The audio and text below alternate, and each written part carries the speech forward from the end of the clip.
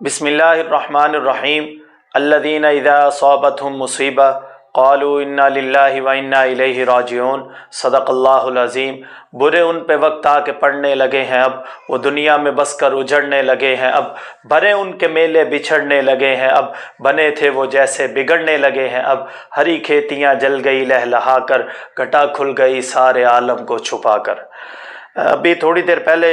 एक दोस्त की कॉल मौसूल हुई कि फोटाबास लकड़ी मंडी में अचानक आग भड़क उठी, तो वहाँ पे जाना हुआ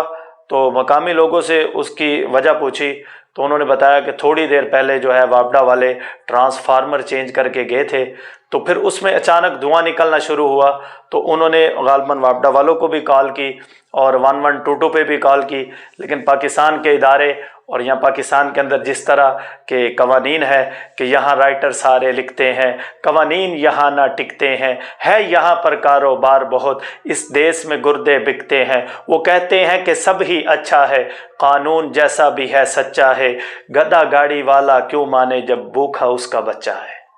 तो पाकिस्तान के कवानीन जिस तरह के हैं आप हजरात के इल्म में है, तो फिर उससे अफसोस वाली बात ये हुई कि चले देर आए दुरुस्त आए,